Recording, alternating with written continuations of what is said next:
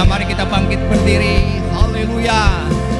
Layak dipuji, disembah, Kaulah yang bertata dulu, sekarang dan selamanya. Raja atas segala raja, namamu besar dan mulia. Layak dipuji, layak dipuji, disembah, Kaulah yang bertata dulu, sekarang dan selamanya. Raja atas segala raja, namamu besar dan mulia. Namamu besar dan mulia. Namamu besar, namamu besar dan mulia.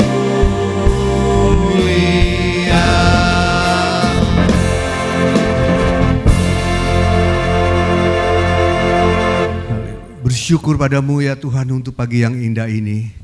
Kalau kami anak-anak-Mu boleh berada di tempat yang terbaik, yaitu di rumah Tuhan. Kami bersyukur dan berterima kasih untuk penyertaan Tuhan sepanjang minggu ini, sehingga kami tidak kurang suatu apapun. Sebelum kami masuk lebih dalam lagi Tuhan, apapun yang kami lakukan sepanjang minggu ini Tuhan, segala kelemahan kami, kekurangan kami, ketidaktaatan kami mohon ampun Tuhan. Sehingga kami boleh layak untuk masuk dalam ibadah-Mu yang kudus pada pagi hari ini. Kami tahu Engkau ada di tengah-tengah kami, karena firman-Mu berkata 2-3 orang berkumpul dalam nama-Mu, Engkau hadir Tuhan. Saat ini Engkau ada di tengah-tengah kami Tuhan. Biar Engkau sendiri akan memimpin ibadah ini dari awal, pertengahan hingga akhir dari ibadah ini. Kami percaya Tuhan telah menyiapkan hamba-Nya, Bapak Pendeta Gideon, untuk menjadi berkat bagi setiap daripada kami. Dan kami percaya Tuhan akan melawat kami, pribadi lepas pribadi Tuhan. Tidak ada satu orang pun yang terlewat dari lawatan Tuhan. Terima kasih Bapa, kami percaya Tuhan juga menyertai setiap daripada kami yang mengambil bagian dalam pelayanan Tuhan. Dan Tuhan kuduskan hati dan pikiran kami sehingga kami boleh menyenangkan hati Tuhan melalui puji-pujian kami. Terima kasih Bapa, kami akan mulai ibadah ini dengan doa yang Tuhan ajarkan kepada kami. Bapa kami yang ada di surga, dikuduskanlah nama-Mu, datanglah kerajaan-Mu, jadilah kehendak-Mu di bumi seperti di surga. Berikanlah kami pada hari ini makanan kami yang secukupnya, dan ampunilah kami akan kesalahan kami, seperti kami juga mengampuni orang yang bersalah kepada kami. Dan janganlah membawa kami ke dalam pencobaan, tetapi lepaskanlah kami daripada yang jahat. Karena Engkaulah yang punya kerajaan dan kuasa dan kemuliaan sampai selama-lamanya. Yang percaya, mari sama-sama kita katakan amin. Silakan duduk saudara.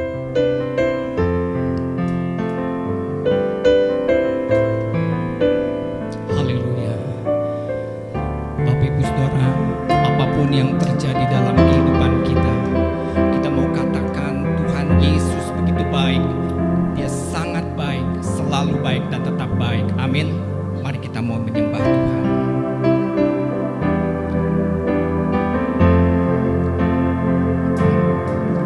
Apapun yang terjadi di dalam hidupku, selalu ku berkata Tuhan Yesus baik. Dalam segala hal yang terjadi, tetap ku berkata Tuhan Yesus baik. Haleluya, haleluya. Apapun yang terjadi di dalam hidupku, selalu ku berkata Tuhan Yesus baik. Dalam segala hal yang terjadi,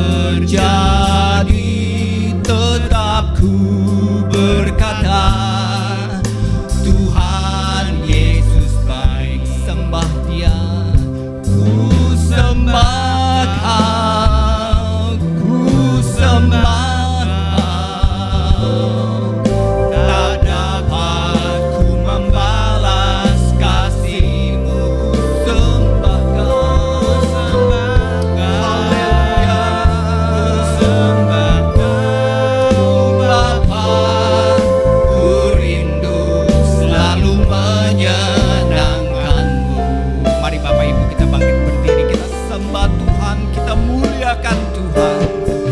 Apapun yang terjadi di dalam hidupku, selalu ku berkata, Tuhan Yesus baik.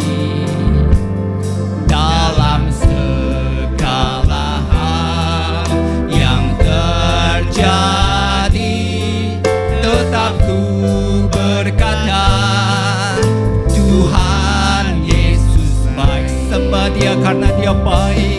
Ku sembah Kau, ku sembah Kau.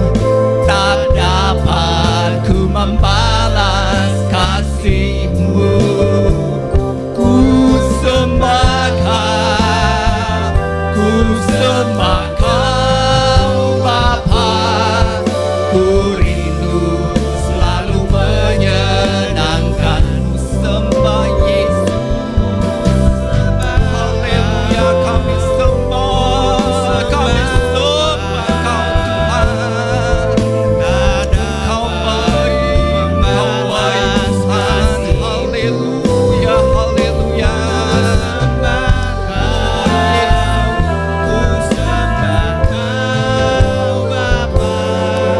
Ku rindu selalu menyenangkan. Mari sembah Dia. Haleluya, haleluya. Engkau sungguh baik Tuhan. Hati kami melimpah dengan syukur. Haleluya, haleluya.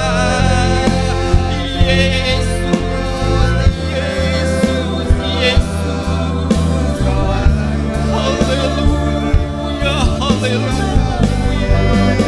Kami menyembah-Mu Tuhan. Aku muliakan Engkau. Haleluya, haleluya. Haleluya. Yesus, oh Yesus. Nama yang indah. Haleluya, haleluya. Haleluya, haleluya. Engkau terlalu baik Tuhan. Sangat baik. Haleluya.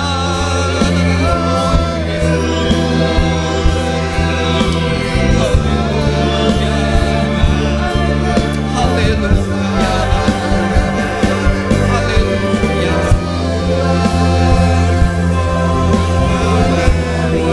Haleluya.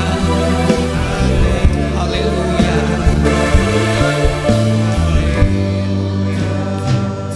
Ku sembah Kau, ku sembah Kau. Jemaat, naikkan pujian ini dengan lembut.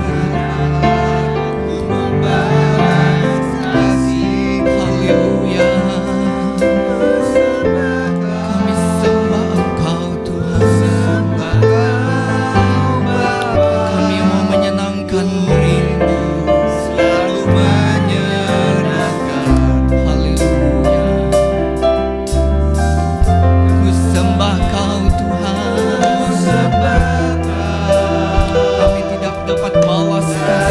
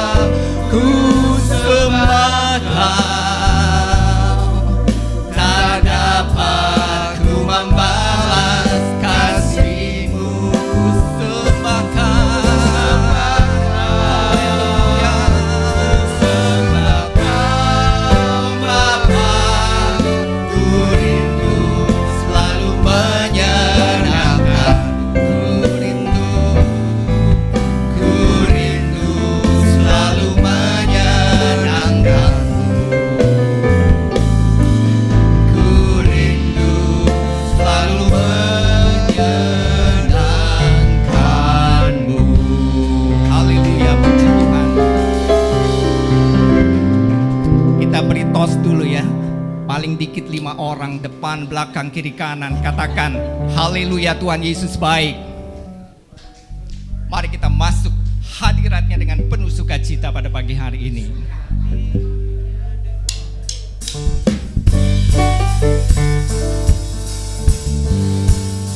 Haleluya. Semua siap bersorak bagi Tuhan, lambaikan tangan. Haleluya. Amin. Masuk hadiratnya dengan hati bersyukur, masuk gerbangnya dengan pujian, bermasmurlah bagi Dia, nyanyikan nyanyian baru, bersuka cita sekarang menyembah Dia. Masuk hadiratnya, masuk hadiratnya dengan hati bersyukur, masuk gerbangnya dengan pujian, bermasmurlah bagi Dia, nyanyikan nyanyian baru, bersuka cita sekarang tinggikan Dia. Saat hati bersyukur dan jiwa pun bersuka, hadirat Allah nyata dalam pujian.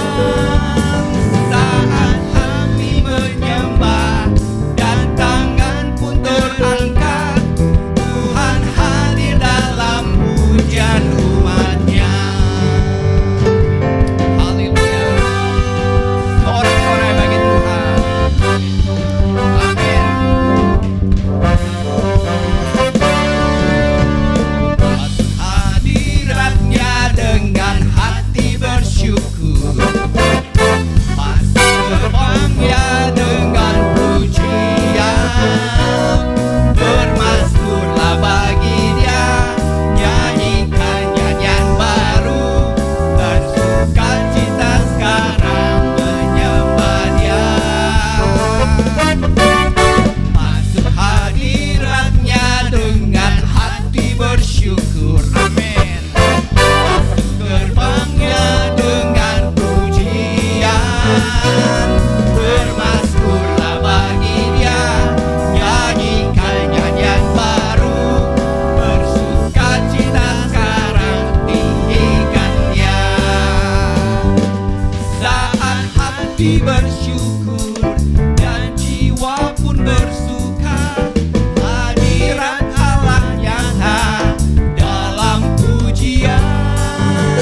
Saat kami menyembah dan tangan pun terangkat, Tuhan hadir dalam pujian umat-Nya. Saat hati bersyukur, saat hati bersyukur dan jiwa pun bersuka, hadirat Allah nyata dalam pujian. Saat kami menyembah dan tangan pun terangkat, Tuhan hadir dalam pujian umat-Nya. Lagi sekali, saat hati bersyukur, haleluya, dan jiwa pun bersuka, hadirat Allah nyata. Haleluya, ada hadirat Tuhan di tempat ini. Saat kami menyembah dan tangan pun terangkat, Tuhan hadir dalam pujian umat-Nya. Tuhan hadir dalam pujian umat-Nya. Tuhan hadir dalam pujian umat-Nya. Haleluya. Sorak-sorai bagi Tuhan. Haleluya. Kasih Tuhan tidak berkesudahan. Yang setuju dengan saya boleh lambaikan tangan. Haleluya. Kasih Tuhan tidak pernah ada habis-habisnya. Kita naikkan pujian ini.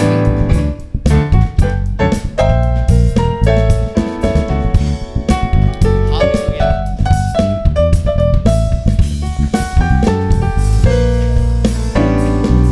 Kasih Allah tak berkesudahan, selalu baru setiap pagi. Rahmat-Nya pun tak pernah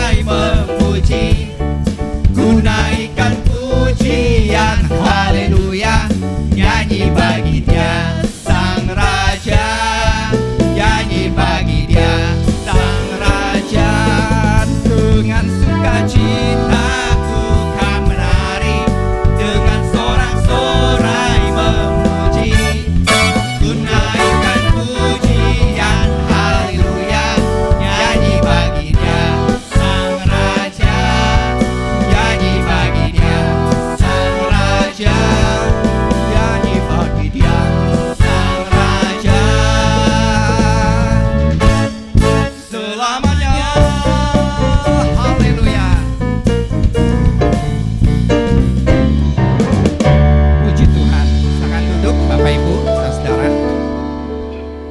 kita mau sambut kebenaran firman Tuhan. Biarlah kita mau katakan di dalam Tuhan, kepada Tuhan di dalam pujian ini, Bapa, lembutkanlah hatiku. Mari kita jadikan tanah hati kita seperti tanah hati yang subur untuk menerima berkat Tuhan. Haleluya, puji Tuhan.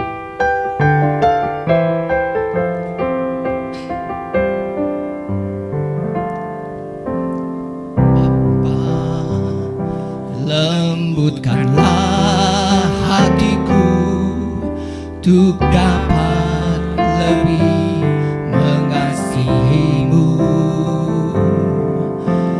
Bapa.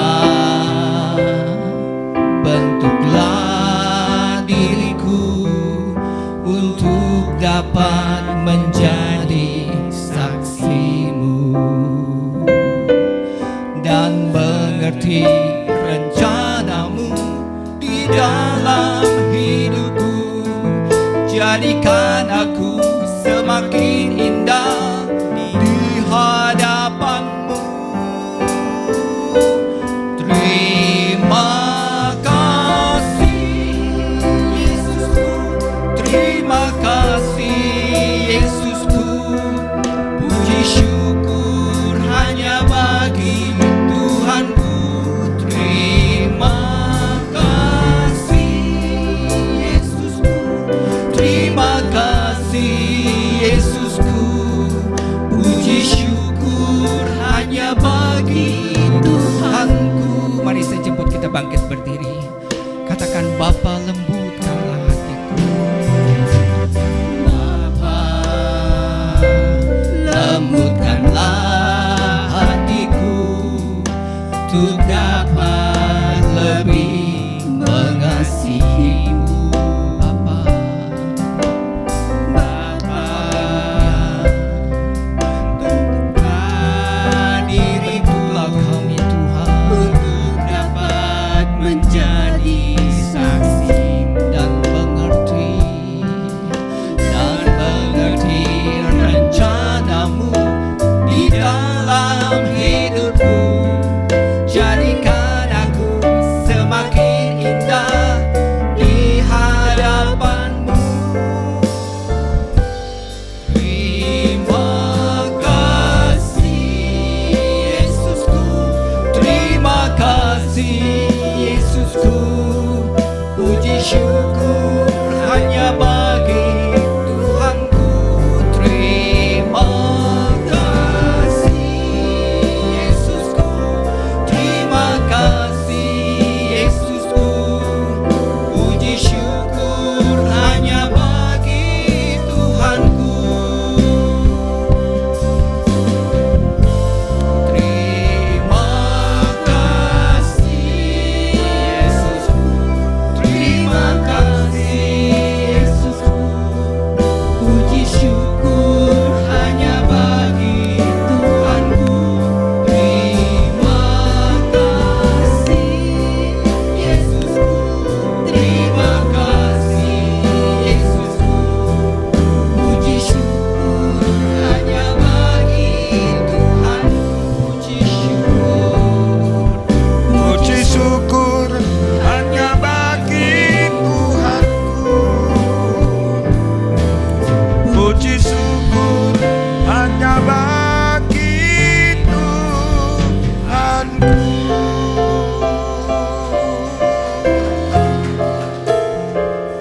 Haleluya. Kami rindu firman-Mu Tuhan. Kami rindu sabda-Mu Tuhan. Kami haus akan firman-Mu. Kami haus akan kebenaran-Mu. Haleluya. Haleluya. Ora mata kasih karena-Mu. Ora mata kasih karamu. Ora mata kasih karamu. Ora maya sigi. Jamah setiap kami Tuhan, jamah setiap kami Bapa. Berikan setiap kami hati yang haus akan Tuhan, hati yang haus akan kebenaran. Urara mata kasih karaba, urara mata kasih karama, urara mata kasih karama, urara mata kasih karama, urara mata kasih karama, urara mata kasih karama.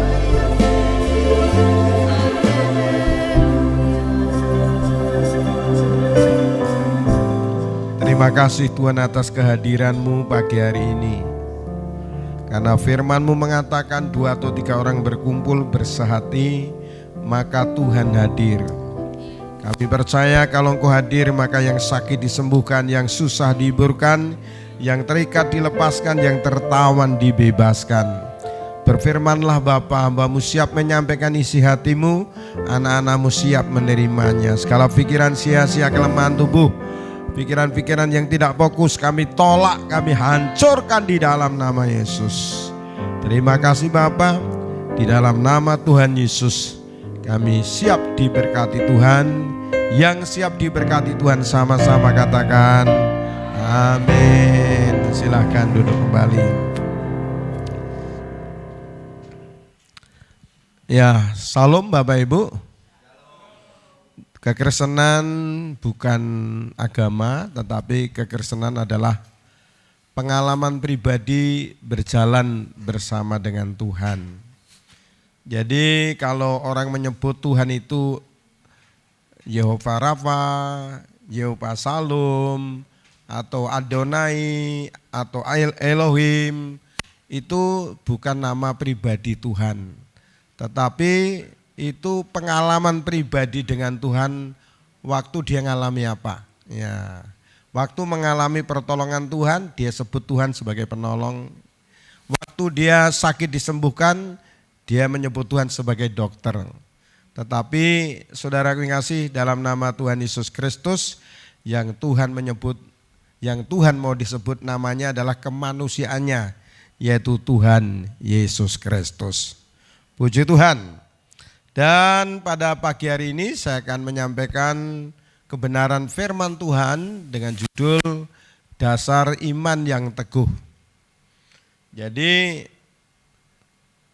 waktu membuktikan bahwa kekristenan yang tahan, yang setia, yang tidak goyah apabila kekristenannya dibangun di atas dasar iman yang teguh. Puji Tuhan.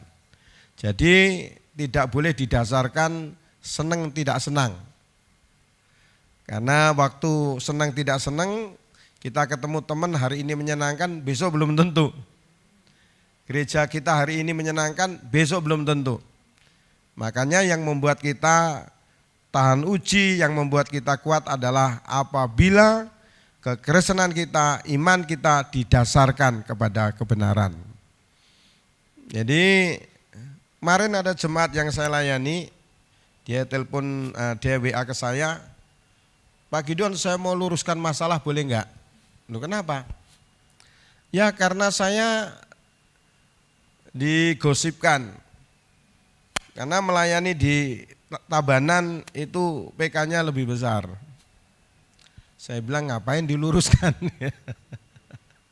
Ya. Kita ini Tuhan katakan pakailah selengkap senjata. Kalau kita dipuji, kembalikan pada Tuhan. Kalau kita difitnah, ampuni dia. Kalau kita dirugikan, berkati dia. Mau apa lagi?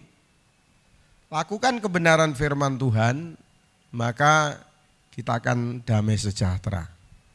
Yang membuat kita tidak damai, yang membuat kita seringkali kehilangan sukacita karena kita nggak taat kepada firman Tuhan. Sudah lengkap semua saudara yang kasih. Kalau saudara perbaiki motor, jadi semua baut itu bisa dibuka karena apa? Perlengkapannya udah lengkap. Alkitab kita udah lengkap, kita menghadapi orang bagaimanapun bisa. Karena kebenaran firman Tuhan sudah disediakan untuk semua. Makanya seringkali saya katakan ke gereja itu enak. Tapi bergereja itu kadang enak, kadang gak enak. Karena kalau bergereja itu kita harus menghadapi orang yang macam-macam. Dan itulah saudara kita. Makanya firman Tuhan kita diumpamakan batu yang hidup. Jadi batu itu enggak ada yang sama satu dengan yang lain. Itulah, tapi kita harus bisa. Karena apa? Karena saudara kekasih memang kita diciptakan berbeda. Tetapi Tuhan mau kita bersatu di dalam keberbedaan. Puji Tuhan. Oke, kita akan lanjutkan ya. Di dalam Matius pasal 16 ayat 15 mulai kita baca sama-sama. 3, 2, 1. Lalu Yesus bertanya kepada mereka, tetapi apa katamu, siapakah aku ini? Banyak orang mengatakan Yesus itu seorang nabi pada zaman dulu yang lalu-lalu dibangkitkan lagi. Makanya Tuhan bertanya, menurut kamu siapa aku ini? Terus berikutnya, maka jawab Simon Petrus, engkau adalah Mesias, anak Allah yang hidup. Puji Tuhan. Ini Simon ini dia sangat mengenal siapa itu Tuhan. Kalau kita mengenal siapa itu Tuhan, saudaraku, hidup kita tidak akan takut apapun yang kita hadapi. Puji Tuhan, haleluya. Saudara yang kasih, saya bersyukur anak saya yang nomor 2 kemarin menikah sambil membuka usaha bisnis, yaitu bisnis kafe dan biliar. Saya bilang sama mereka, kalau kamu menjadi PNS ya cukup untuk kamu. Tapi kamu harus sambil bisnis supaya apa? Supaya lebih besar untuk kita jadi berkat. Bukan supaya diberkati. Tuhan gak tertarik dengan kata-kata kita diberkati. Walaupun itu baik. Tapi Tuhan lebih suka kalau kita menjadi berkat. Kalau saudara ingin mengalami janji Tuhan yang berlimpah, siapkan diri untuk jadi berkat. Puji Tuhan. Nah saudara yang kasih, dalam nama Tuhan Yesus, dalam pelayanan Tuhan sudah bawa mereka berpuluh-puluh tahun dalam pelayanan. Yang intinya kalau enggak didasarkan firman Tuhan mereka bisa lemah. Ya anak saya Yehu juga gitu.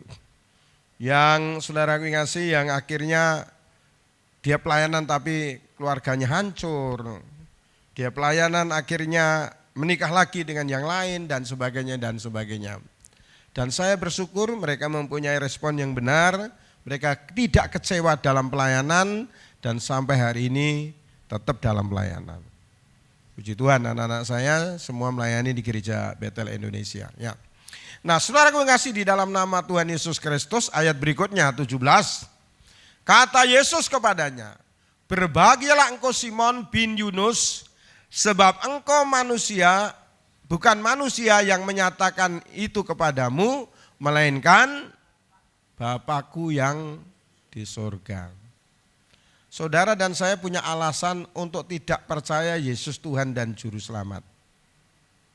Tetapi kalau kita percaya, itu memang karya Tuhan. Saya dulu sewaktu baru jadi Kristen, saya senang jadi Kristen. Kenapa? Karena nyanyiannya bagus. Karakternya lebih bagus dari teman-teman saya yang dulu. Cuma yang ganjal suatu, kenapa Allah harus jadi manusia? Kenapa ada Tritunggal? Ya Tuhan satu, selesai. Tetapi setelah saya terima Yesus sebagai Tuhan dan Juru Selamat, saya baru mengerti bahwa Tritunggal itu adalah cara Tuhan menjelaskan supaya kita memahami kenapa orang berdosa tapi bisa masuk surga. Kalau itu enggak dijelaskan melalui Tritunggal, enggak bisa. Kalau itu hanya Tuhan satu gitu saja, enggak bisa. Kenapa? Orang berdosa masuk neraka. Tapi kenapa orang berdosa masuk surga? Itu penjelasannya melalui Tritunggal. Kenapa manusia yang berdosa diampuni? Karena ada pengorbanan Yesus. Kenapa kita tetap setia? Karena ada Roh Kudus. Jadi saudaraku, Tuhan itu 3 itu bukan jumlah, tetapi itu bagaimana Tuhan menyelamatkan kita. Makanya di dalam keyakinan yang lain, mereka berdosa, ya masuk neraka. Enggak ada jalan yang lain. Tapi kenapa kita berdosa diselamatkan? Karena ada satu pribadi Yesus, firman yang jadi manusia yang dikorbankan, itulah yang membuat kita mendapatkan anugerah keselamatan. Kita beribadah bukan tujuannya untuk selamat. Kita berkorban tujuannya bukan untuk selamat. Intinya kita melakukan kebaikan bukan untuk mengumpulkan poin. Tetapi kita melakukan sesuatu dalam ibadah, dalam pelayanan, dalam pengorbanan. Itu sebagai ungkapan syukur karena kita sudah diselamatkan. Amin Bapak Ibu. Jadi kita sudah diselamatkan sejak di dunia ini. Makanya orang percaya, orang Kristen bisa meninggal dengan tenang. Kenapa? Karena sebelum masuk surga sudah ada kepastian keselamatan. Dalam Roma pasal 5, 9 dan 10, kamu pasti diselamatkan. Karena ada pengorbanan Yesus. Kalau enggak ada Yesus, saudara ngasih, bagaimana Tuhan menyelamatkan kita? Tidak bisa saudara. Lah orang berdosa kan bisa saja Pak diampuni masuk neraka, masuk surga. Tidak bisa saudara. Kalau orang berdosa masuk surga, iblis protes. Karena orang berdosa ya masuk neraka. Tapi kalau orang berdosa masuk surga, iblis nggak bisa terima. Itu nggak sesuai dengan firman. Maka Yesus itulah saudaraku yang dikorbankan supaya manusia diselamatkan. Puji Tuhan. Nah kita baca berikutnya. 3, 2, 1. Dan aku pun berkata kepadamu, engkau adalah Petrus, dan di atas batu karang ini aku akan mendirikan jemaatku, dan alam maut tidak akan menguasainya. Terus, berikutnya, kepadamu akan kuberikan kunci kerajaan surga. Jadi kita kalau mengenal Tuhan, kita diberikan kunci. Ya, terus, apa yang kau ikat di dunia ini akan terikat di surga. Dan apa yang kau lepaskan di dunia ini akan terlepas di surga. Kalau kita percaya Tuhan, kita menerima kunci itu. Tentu Bapak Yanke tidak sembarangan untuk menyerahkan kunci kepada siapa. Tentu dia akan bisa menyerahkan kunci itu kepada orang yang dikenal dan yang mengenal. Dan tatkala kita mengenal Tuhan, kita diberikan kunci. Sehingga apapun yang kita doakan, surga bukan hanya mendengar, tapi surga melakukan apa yang kita minta. Ini luar biasa saudaraku, karena kita mengenal Tuhan dan Tuhan mengenal kita. Terus berikutnya. Ya. Batu karang memiliki makna, jadi batu karang mempunyai arti itu adalah Yesus. Makanya ada satu lagu lama mengatakan, batu karang yang teguh, engkau perlindunganku, engkau tidak tergerak, di gelora pun tegak, Tuhan Yesusku. Gimana? Seru, tolong, tolong anakmu. Jadi batu karang bicara tentang Yesus. Lebih jelas lagi batu karang bicara tentang firman. Jadi kekristenan kita tidak akan goyah kalau dibangun di atas dasar firman. Pelayanan kita harus didasarkan firman. Hubungan kita satu dengan yang lain harus didasarkan firman. Tatkala hidup kita dibangun di atas dasar firman, itu yang membuat kita tidak goyah. Tadi saya katakan bahwa Alkitab ini senjata kita untuk melawan tipu muslihat iblis. Yang dilawan tipu muslihat dengan tipu muslihat. Kenapa? Karena iblis tahu dia sudah dikalahkan oleh Yesus di kayu salib.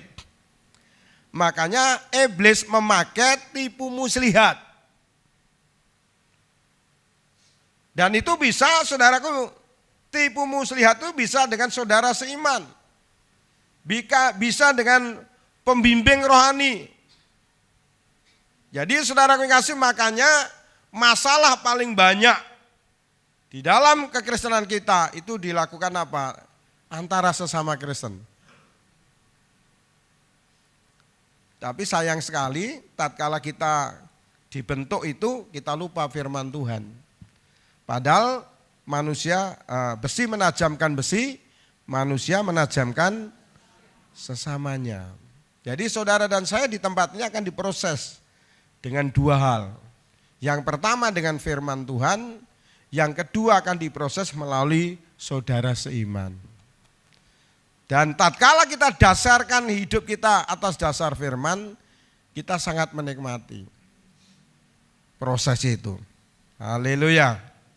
Puji Tuhan, karena proses itu bisa memperbesar kapasitas kita, membuat kita bertumbuh di dalam Tuhan. Terus berikutnya, bila seseorang membangun dasar iman yang salah, akibatnya akan banyak mengalami masalah. Jadi dalam hidup ini, masalah yang kita hadapi paling banyak, saudaraku, disebabkan karena apa?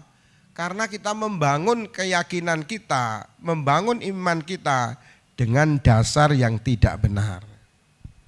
Padahal ikut Yesus itu enak enggak saudara? Enak. Firman Tuhan katakan enak dan ringan. Kalau sampai ikut Yesus enggak enak, berarti bebannya siapa? Berarti bukan beban yang dari Tuhan. Beban yang dari Tuhan itu enak dan ringan. Pelayanan itu sama, enak dan ringan. Tetapi kalau jadi orang Kristen enggak enak dan enggak ringan, itu berarti yang dipikul bukan bebannya Tuhan, tapi bebannya iblis atau beban kedagingan kita. Itu yang membuat kita tidak enak dan tidak ringan. Tapi selama kita memikul beban yang dari Tuhan, itu enak dan ringan. Amin Bapak Ibu. Coba tanya sebelahnya, selama ini yang kau pikul bebannya siapa? Kok kayaknya wajahmu susah tersenyum. Makanya kita harus paham, benar. Kalau kita memahami, kita akan menikmati. Makanya ada guyonan dari Papua, anaknya saudaraku masuk di angkatan laut sebagai marinir. Tapi anaknya enggak diterima, karena enggak diterima bapaknya ngamuk saudara. Dia ke kantor, dia katakan, "Bapak, kenapa anak saya enggak diterima sebagai angkatan laut, sebagai marinir?" Lalu saudara ngasih, mereka jelaskan, "Oh itu, kenapa anak bapak tidak bisa diterima sebagai marinir? Karena anak bapak nggak bisa renang." Saya kira itu diada-ada, saya kira itu hanya alasan Pak. Ya betul, masuk angkatan laut nggak bisa renang, kan nggak mungkin, karena angkatan laut itu di laut. Tidak bisa terima. Loh kenapa?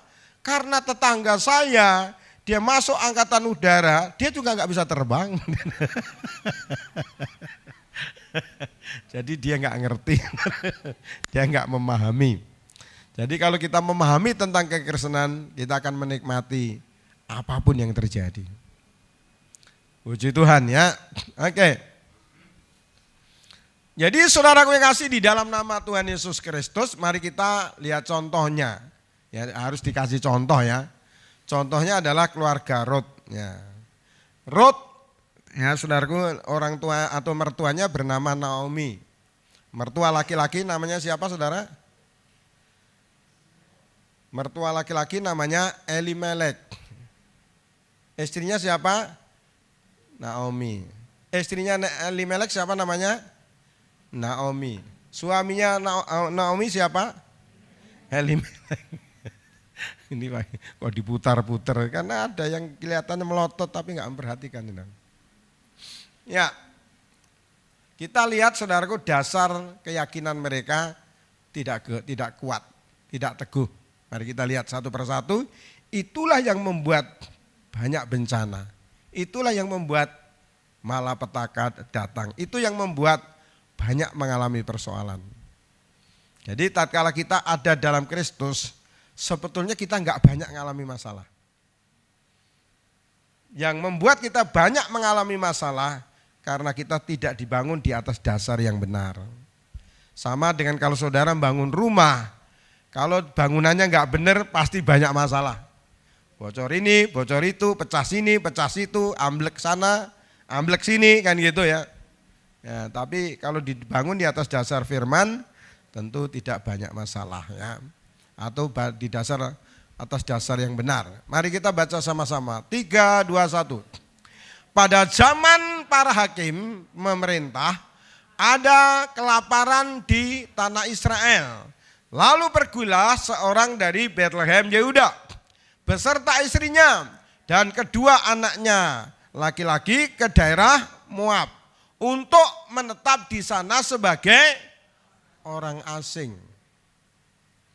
Jadi keluarga Elimelek atau Naomi ini tinggal di Bethlehem Yehuda. Di sana ada masalah. Masalahnya apa? Mereka mengalami kelaparan. Kenapa orang percaya diizinkan mengalami masalah? Tujuannya adalah supaya mereka melihat kemahakuasaan Tuhan. Masalah yang Tuhan izinkan terjadi salah satu tujuannya supaya saudara melihat kemahakuasaan Tuhan. Sehingga kita boleh mengenal Tuhan yang dahsyat, Tuhan yang luar biasa. Karena apa? Karena pada zaman Yosua, Tuhan udah pesankan, kalau kamu perang, musuhnya harus dihabisin. Karena mereka menghalangi umat Tuhan. Tetapi Yosua ini, saudara kekasih, tatkala mereka berperang, musuhnya enggak dihabisin semua. Musuhnya dihabisin semua. Tidak dihabisin semua maksudnya. Padahal Tuhan katakan musuh harus dihabisin semua, tapi enggak dihabisin semua. Lalu apa yang terjadi, saudaraku yang kasih, di dalam nama Tuhan Yesus Kristus? Kalau enggak dihabisin, dan itu juga seizin Tuhan, supaya apa? Supaya mereka, turunannya mereka berlatih berperang. Tetapi karena pada zaman Yosua musuhnya dihabisin pada waktu di lingkungannya, akhirnya bangsa Israel menjadi bangsa yang tidak mengenal Tuhan. Kenapa mereka tidak mengenal Tuhan? Karena mereka tidak berperang. Karena tidak berperang, mereka tidak melihat pertolongan Tuhan. Karena mereka tidak melihat pertolongan Tuhan, itulah yang menyebabkan setelah generasi Yosua, mereka tidak menyembah Tuhan. Nah, saudara kasih, di dalam nama Tuhan Yesus Kristus, kenapa orang Kristen Tuhan izinkan mengalami masalah? Supaya kita melihat kemahakuasaan Tuhan. Supaya kita melihat mujizat Tuhan. Dengan kemahakuasaan Tuhan, dengan mujizat Tuhan, tujuannya adalah supaya kita mengenal Tuhan. Bahwa Tuhan kita adalah Tuhan yang dahsyat dan yang luar biasa. Kenapa Elimelek mengalami masalah? Naomi mengalami masalah. Kelaparan di daerahnya. Supaya Naomi, Elimelek, anak-anaknya bisa mengenal Tuhan secara pribadi karena mereka melihat kemahakuasaan Tuhan. Saya mendidik anak-anak juga sama, harus ditega-tegain supaya anak-anak kita bisa mengenal kemahakuasaan Tuhan, supaya mereka bisa mengenal Tuhan. Karena mereka mengenal Tuhan, sekarang ini saya kadang-kadang takut waktu anak saya mengambil keputusan. Karena waktu kuliah, orang lain cari tempat kuliah satu saja sulit. Ini anak saya di UI diterima, di UNUD diterima, di Petra diterima, di beberapa yang lain diterima. Waktu saudaraku menjadi PNS, yang daftar saudaraku 1.350.000, yang diterima 17.000 saja. Akhirnya setelah mereka melihat banyak keajaiban Tuhan, mereka menikmati kebersamaan dengan Tuhan, mereka percaya. Bahkan kemarin saudaraku anak saya menikah. Dia katakan, Papa kan sudah nikahkan Yehu Yason. Sekarang saya mau nikah, artinya mau biaya sendiri. Ya puji Tuhan. Jadi kemarin tuh biaya sendiri Pak. Kenapa biaya sendiri? Karena idenya dari dia. Kalau bukan biaya sendiri pasti saya sudah rubah-rubah. Paling enggak cari yang lebih murah. Make up yang lebih murah, tempat yang lebih murah kan gitu. Kenapa mereka seperti itu? Karena mereka sudah mengenal Tuhan. Dan di tengah-tengah mereka ngurus pernikahannya, mereka juga ngurusi bisnis mereka, belajar berbisnis. Saya juga takut saudaraku, secara manusiawi. Harusnya bisnis mulai dari kecil dan yang sederhana. Kalau mulai dengan modal sedikit, kalau jatuh bangkrut ruginya enggak banyak. Tapi kalau modalnya besar, bisa ruginya banyak saudara. Dan akhirnya dia dengan adiknya belajar bisnis yang menurut saya sebagai pendeta lumayan. Selfie, saudaraku yang ngasih patungan, dia 600 juta, adiknya 600 juta. Lalu bisnis. Setelah mereka bisnis, saudaraku yang ngasih, mereka ngomong sama saya, Pak, boleh enggak saya mundur dari Kemenkumham? Saya bilang, waduh. Saya bilang, nak, dulu nenekmu tuh mendoakan kamu supaya bisa masuk di Kemenkumham. Jangan keluar dari sana. Kalau bisnis silakan bisnis. Kenapa dia seperti itu, Saudara? Karena dia punya pengalaman-pengalaman pribadi dengan Tuhan. Bahwa kalau dia dekat dengan Tuhan, dia nggak perlu takut tentang hidupnya dan masa depannya. Dan puji Tuhan, saudara kasih. Sekarang adalah situasi inflasi lumayan. Dan nanti akan terus meningkat. Saudara kalau cari kos-kosan di Bali sulit sekali. Jemaat saya ada beberapa yang cari kos-kosan sulit, cari kontrakan rumah sulit. Kenapa sulit saudara? Kenapa? Kenapa sulit? Karena penuh. Kenapa penuh? Banyak orang yang pindah ke Bali. Karena dianggap Bali efek dari inflasi enggak seberapa terasa. Tapi di tempat lain goncang saudara. Di Semarang saudara ngasih matahari tutup. Betapa gelapnya kalau matahari tutup. Ditambah lagi ada 4 pabrik tekstil tutup, padahal satu tempat bisa ratusan ribu. Serem saudara. Makanya banyak yang lari ke Bali. Sulit cari kos-kosan. Ya. Jadi saudara yang kasih dalam nama Yesus sekali lagi, masalah diizinkan Tuhan terjadi supaya kita mengenal Tuhan. Tuhan kita dahsyat, Tuhan kita luar biasa. Sehingga kita bisa bersaksi untuk tidak takut menghadapi kehidupan ini. Tetapi saudara yang kasih di dalam nama Tuhan Yesus Kristus, Elimelek responnya salah saudara. Dia pindah ke Mesir. Ya, mari kita lihat ayat berikutnya. Terus, nama orang itu ialah Elimelek. Nama istrinya Naomi. Dan nama kedua anaknya Mahlon dan Kilion. Semuanya orang-orang Efrata dari Bethlehem Yehuda. Dan setelah sampai ke daerah Moab, diamlah mereka di sana. Klik berikutnya lagi. Kemudian matilah Elimelek suami Naomi sehingga perempuan itu tertinggal dengan kedua anaknya. Terus, keduanya mengambil perempuan Moab, yang pertama bernama Orpa, yang kedua bernama Rut, dan mereka diam di sana kira-kira 10 tahun lamanya. Mulai ada masalah. Masalah kalau Tuhan izinkan, ada maksud Tuhan yang baik. Tapi kalau masalah disebabkan karena kesalahan, itu situasi yang tidak baik. Terus berikutnya. Lalu matilah juga keduanya, yakni Mahlon dan Kilion. Sehingga perempuan itu kehilangan kedua anaknya dan suaminya. Serem saudara ngasih. Suaminya mati, 2 anaknya mati. Tadinya kaya menjadi miskin. Kenapa hal itu bisa terjadi? Kenapa banyak masalah? Kita lihat penyebabnya. Terus, kemudian berkemaslah ia ke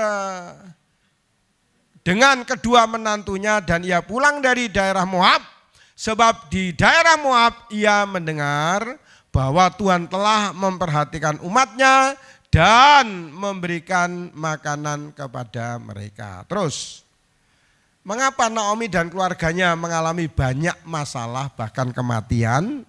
Kita lihat terus berikutnya.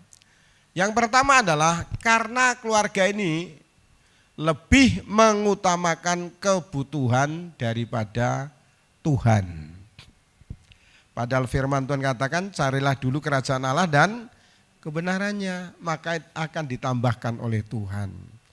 Keluarga ini salah mengambil keputusan. Ya, dia lebih mengutamakan kebutuhan jasmani daripada kebutuhan rohani. Mereka meninggalkan Bethlehem, mereka meninggalkan rumah roti, mereka meninggalkan rumah Allah karena demi kebutuhan. Mereka kena jebakan tikus. Tahu kan jebakan tikus? Kelihatannya daging tapi di dalamnya ada racun. Wah, kelihatannya sibuk, diberkati, banyak order, padahal itu sebenarnya jebakan tikus. Membuat saudara lama-lama akan jauh dari Tuhan. Ya, makanya jangan kena jebakan tikus. Jangan lebih mengutamakan kebutuhan jasmani daripada kebutuhan rohani. Sebetulnya Tuhan mau kita itu nurut saja, enak saudara. Kenapa kita nggak nurut? Karena kita sok pinter, sok tahu. Gimana ini kan berkat Tuhan. Gimana ini ada orderan. Walaupun dia harus meninggalkan ibadah. Nah ini saudara, ini kena jebakan tikus. Ya, padahal kita bukan tikus. Tapi kita kena jebakan tikus. Iya kan itu kesempatan gak selalu terulang. Pakai itu lagi malahan. Gak pakai firman. Pakai itu ya. Terus, itu yang pertama. Ya. Jadi saudara kasih dalam nama keluarga Elimelek tadi pindah ke Mesir. Dia lebih mengutamakan kebutuhan jasmani daripada kebutuhan rohani. Akhirnya apa yang terjadi? Mereka mati rohani. Akhirnya lama-lama mati jasmani. Akhirnya juga mati secara ekonomi. Ini saudara ngasih. Padahal kalau kita nurut aturannya Tuhan tuh hidup tuh enak dan ringan saudara. Ya enak dan ringan. Puji Tuhan. Ada penghalang. Tapi kita percaya kuasa Tuhan itu dahsyat. Amin Bapak Ibu. Beberapa hari yang lalu ada tamu hamba-hamba Tuhan diminta oleh anak saya Selvi untuk mendoakan bisnisnya, biliar dan kafenya. Kenapa minta didoakan? Karena kayaknya ada situasi yang aneh. Ada tukang listrik, padahal tempat itu kan kedap, artinya tidak ada angin sama sekali. Tertutup semua saudara, tidak ada jendelanya kecuali pintu depan. Dan itu pun orang memperbaiki di dalam ya ditutup. Tiba-tiba jam 12 malam pintu dibanting. Dar. Wah rupanya setan seneng guyon juga gitu loh. Akhirnya kami dengan 4 hamba Tuhan berdoa di sana. Waktu kami berdoa, di situ ada bagian kitchennya, di situ ada asistennya orang baru. Waktu berdoa, saudaraku apa yang terjadi? Tiba-tiba menantu saya ini tadinya duduk di sini, berdiri di sini, pindah di sini. Terus bagian kepala kitchennya juga gitu, tiba-tiba nangis. Setelah amin selesai berdoa kita mengadakan pengusiran. Kenapa kamu nangis? Ya Om, tadi saudara saya wajahnya berubah. Wajahnya berubah. Wah kurang ajar juga itu, padahal lampu terang benderang loh saudara. Terus saya tanya lagi sama menantu saya, Livia kenapa kamu tadi di sana kamu pindah dekatnya papa? Ya Om tadi masnya itu wajahnya berubah. Haleluya. Jadi saudara kasih dalam nama Tuhan Yesus, waktu saya ngobrol dengan Pak Gembala, rupanya Pak Gembala punya pengalaman juga waktu membangun villa di Ubud. Ya, makanya dulu waktu saya merintis, saya cari kontrakan yang angker. Kenapa? Angker. Murah saudara. Murah. Jadi waktu saya tidur di tempat yang angker itu anak muda itu kan ada beberapa yang sering tidur di rumah itu bisa diangkat, dibanting, diangkat, dibanting. Di kafe itu juga seperti itu. Saya pikir aduh ini bikin malu ini. Ini bisnisnya anak-anak Tuhan, maksud ada setannya, padahal kita nggak jual beli setan kan. Aku kita tengking, kamar mandi juga gitu aneh, kita tengking juga. Dan puji Tuhan, ada hamba-hamba Tuhan yang pakai Tuhan dalam karunia membedakan segala roh. Dia katakan aman Pak, udah terang. Ya, yang penting tetap didoakan terus. Karena apa? Setannya berkeliaran nanti kapan-kapan juga mampir lagi. Ya. Puji Tuhan, haleluya.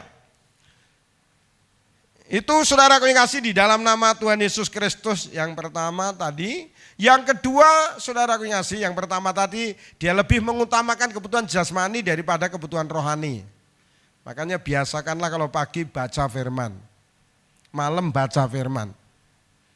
Ya, carilah dulu kerajaan Allah dan kebenarannya, nanti akan ditambahkan. Karena bisnis itu hanya action, tapi Tuhan itu yang mendatangkan berkat. Yang kedua, keluarga Naomi atau Elimelek tidak memiliki kualitas rohani yang sehat sehingga keputusannya salah. Hidup itu paling sulit, saudaraku, mengambil keputusan. Kalau ke hitam dan putih itu gampang ngambil keputusannya hitam atau putih. Tapi yang sulit itu kan putih dan keputih-putihan, hitam dan kehitam-hitaman. Itu seringkali kita ngalami kesulitan, tetapi tatkala kita dekat dengan Tuhan, Tuhan akan berikan hikmat sehingga keputusan yang kita ambil adalah keputusan yang benar. Keputusan Elimelek Naomi adalah keputusan yang salah. Kenapa? Karena kualitas rohaninya jelek. Kenapa kualitas rohaninya jelek? Karena jauh dari Tuhan. Jadi waktu dia di Bethlehem, rohaninya enggak tergembala dengan baik. Enggak terbangun dengan baik. Makanya keputusannya salah. Tatkala keputusan rohaninya bagus, pasti keputusannya benar. Makanya rohani saudara kalau bagus, itu keputusannya benar. Ide-idenya benar. Karena Tuhan yang memimpin. Tuhan yang memberkati keputusan kita. Dan apa yang terjadi? Suaminya mati. Yang kedua, anaknya mati. Yang pertama. Yang berikutnya, anaknya mati lagi. Waduh, berbagai bencana datang. Tuhan tega enggak? Ingat loh, itu bukan Tuhan yang bunuh, saudara. Tuhan enggak bunuh kita. Tapi iblislah yang bunuh karena apa? Karena kita dalam posisi yang salah. Iblis yang mengganggu ekonomi kita. Kenapa kita bisa diganggu?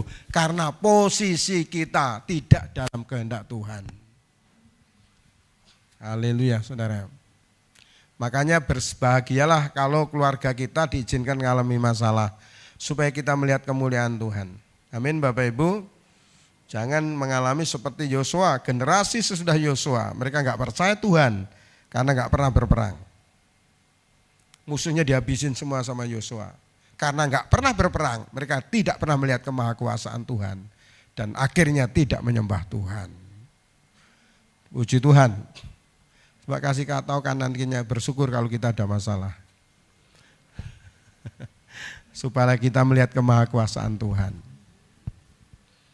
Yang kedua ya. Terus yang ketiga. Apa yang dialami Elimelek dan Naomi? Banyak masalah. Karena apa saudara? Tidak mudah menerima teguran atau nasihat dari orang lain. Sebelum terjadi bencana, saya percaya sudah banyak orang yang negur. Cuma kadang-kadang karena yang menegur itu status ekonominya di bawah kita.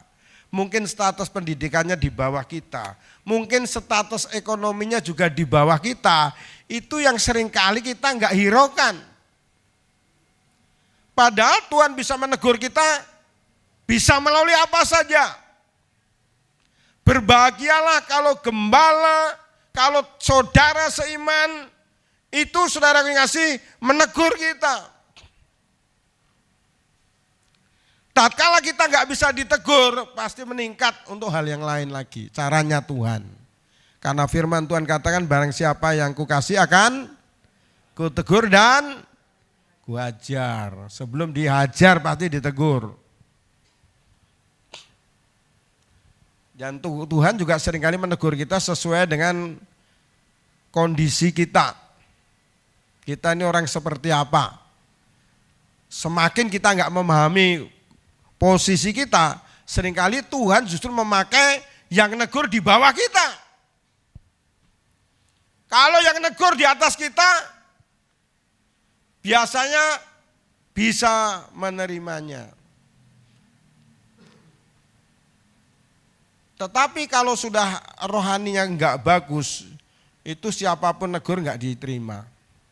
Apalagi kalau saudara pernah lihat Petrus itu saudaraku yang ngasih diingatkan Tuhan ngeyel. Dan Tuhan katakan sebelum ayam berkokok engkau telah menyangkal aku 3 kali. Saudaraku akhirnya Petrus diingatkan melalui siapa saudara? Melalui ayam. Karena ditegur melalui yang lain gak bisa diterima. Bileam sama. Kualitas Bileam itu sama dengan keledai, makanya Tuhan mau menegur Bileam melalui keledai.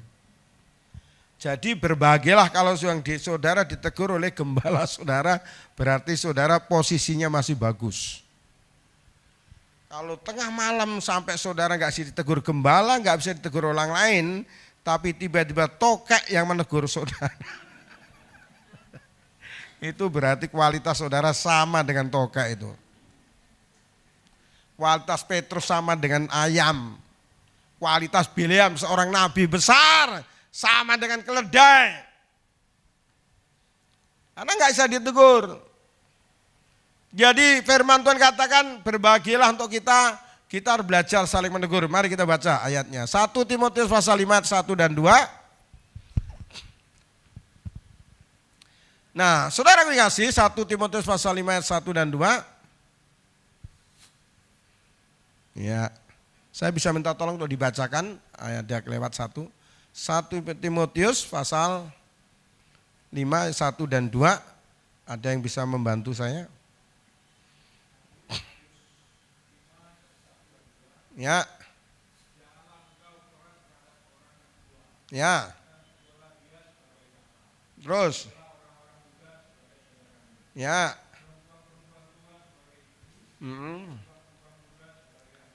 Ya.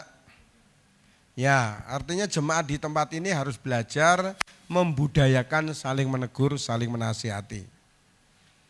Kalau kita nggak bisa teguran manusia, Tuhan yang negur pun juga kita nggak bisa terima. Ya, puji Tuhan. Terus akibatnya nggak bisa menerima teguran, ya berikutnya suaminya mati, anaknya mati, anak kedua mati, dan mengalami gangguan ekonomi atau kekurangan. Di dalam Rut pasal 1 ayat 20 sampai 21, mari kita lihat. Mari kita baca sama-sama. 3, 2, 1. Tetapi ia berkata kepada mereka, janganlah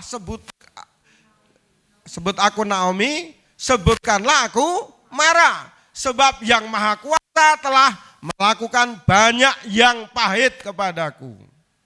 Orang kalau jauh dari Tuhan, kualitas rohaninya jelek, itu nyalain siapa aja. Nyalain orang tuanya, nyalain pendeta, nyalain orang lain, dialah yang paling bagus, dia yang paling benar. Padahal dia yang paling sakit, dia yang paling parah. Makanya saudaraku, tatkala dia kembalinya itu bukan karena yang lain loh, kembalinya karena masalah perut lagi. Cuma puji Tuhan dia punya anak didiknya yang bernama Rut. Ruth lebih bagus rohaninya daripada Naomi. Kita bersyukur kalau anak kita bimbing dengan baik, bisa jadi mereka rohaninya lebih baik dari kita. Karena dapat dari kita dan dia dapat dari dirinya dan dia dapat dari orang lain lagi. Terus ayat berikutnya. 21, dengan tangan yang penuh aku pergi, tetapi dengan tangan yang kosong Tuhan memulangkan aku. Jadi miskin. Tadinya penuh loh. Tapi belum habis, belum setengah habis, udah pergi. Padahal masih banyak kekayaannya. Tapi ketakutan itu yang membuat keputusannya salah. Makanya dia, Tuhan yang memulangkan aku. Tuhan, kamu sendiri yang pulang gara-gara perut. Dan gitu saudara ya. Terus, sebelum selesai tadi.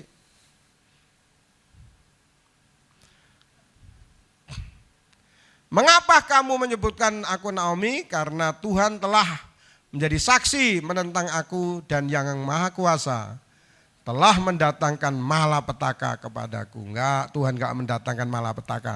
Tuhan adalah Bapa yang baik. Amin saudara. Tapi malapetaka itu datang itu iblis, bukan Tuhan. Tuhan itu baik, dia Bapa yang baik. Terus, yang terakhir, barang siapa aku kasih, ia aku tegur dan kuhajar. Sebab itu relakanlah hatimu dan bertobatlah. Jadi pelajaran apa kita simpulkan pada pagi hari ini? Saudaraku yang kasih, dalam nama Tuhan Yesus Kristus, apa yang membuat Naomi dan keluarganya banyak mengalami masalah? Saudaraku yang kasih, di dalam nama Tuhan Yesus, karena tujuan hidupnya tidak benar. Ya. Dia lebih mengutamakan perkara jasmani daripada rohaninya. Ya, dia meninggalkan Tuhan dan akhirnya banyak teguran tapi nggak mau didengarkan. Jadi terpaksa Tuhan izinkan suaminya mati, terpaksa Tuhan izinkan anaknya mati. Yang pertama terpaksa juga Tuhan mengizinkan, tapi itu bukan Tuhan, tapi Tuhan yang mengizinkan karena mereka mengalami keputusan yang salah. Pastikan keluarga GBI Glow menjadi orang-orang yang mengalami janji Tuhan. Tuhan Yesus memberkati. Kita berikan tepuk tangan.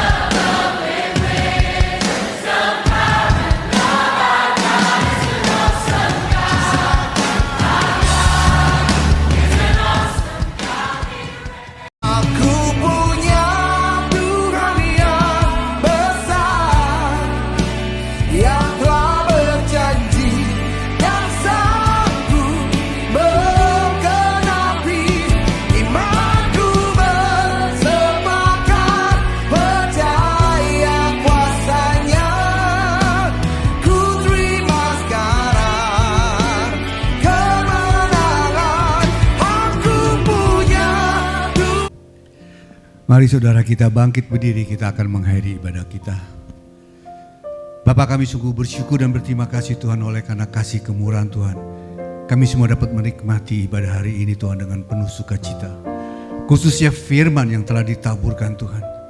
Kami meteraikan biar firman itu boleh dimeteraikan di dalam setiap hati kami Tuhan. Terima kasih untuk firman-Mu yang mengingatkan kami. Apapun yang kami lakukan, putusan apapun yang akan kami ambil, biarlah kami boleh mendahulukan Engkau Tuhan di atas segalanya. Karena kami tahu Tuhan, tanpa Tuhan kami tidak bisa berbuat apa-apa Tuhan. Biarlah kami boleh terus mengandalkan Engkau Tuhan, sehingga hidup kami ini boleh dalam pimpinan Roh-Mu yang kudus Tuhan. Terima kasih untuk firman-Mu, hambanya yang telah menyampaikan firman-Mu, Pak Pendeta Gideon. Tuhan berkati terus, Tuhan pakai lebih dahsyat lagi dalam pelayanannya. Kami juga berdoa Tuhan untuk setiap jemaat yang hadir. Kasih Tuhan, penyertaan Tuhan sempurna atas kehidupan mereka semua Tuhan. 1 minggu ke depan Tuhan menyertai kehidupan mereka. Dijauhkan dari segala mara bahaya dan niat-niat orang jahat. Dan dijauhkan dari segala sakit penyakit apapun juga. Sehingga minggu depan mereka boleh berkumpul kembali untuk bersama-sama menikmati hadirat Tuhan dan menikmati berkat-berkat Tuhan di dalam gerejamu. Terima kasih Bapa. Kami akan berpisah, tapi kami percaya kasih-Mu tidak akan pernah berpisah daripada kami. Oleh karena itu saudara yang dikasihi Tuhan, mari kita angkat kedua tangan kita dan katakan amin. Maka ini terjadi dalam hidupmu. Diberkatilah keluargamu, diberkatilah kesehatanmu, diberkatilah apa yang kau kerjakan, diberkatilah engkau di negeri di mana engkau tinggal, dan diberkatilah engkau yang mengasihi Tuhan lebih dari segalanya. Oleh karena itu saudara yang dikasihi Tuhan, marilah kita hidup takut akan Tuhan. Jangan menyimpang ke kanan ataupun ke kiri, sehingga kemanapun kau pergi hidupmu akan beruntung. Karena Tuhan yang akan membelamu, Tuhan yang akan menolongmu. Dia akan menyinari engkau dengan wajahnya, dan Dia juga akan memberikan engkau menjadi kepala dan bukan ekor. Dan engkau akan terus naik dan tidak akan turun. Dan apapun yang engkau kerjakan, hanya Tuhan yang buat berhasil. Oleh karena itu saudara yang dikasihi Tuhan, terimalah berkat daripada Bapa, Putra, dan Roh Kudus mulai saat ini sampai Maranatha, Yesus datang untuk kedua kalinya. Semua yang percaya dan telah menerima berkat Tuhan, mari sama-sama kita katakan amin.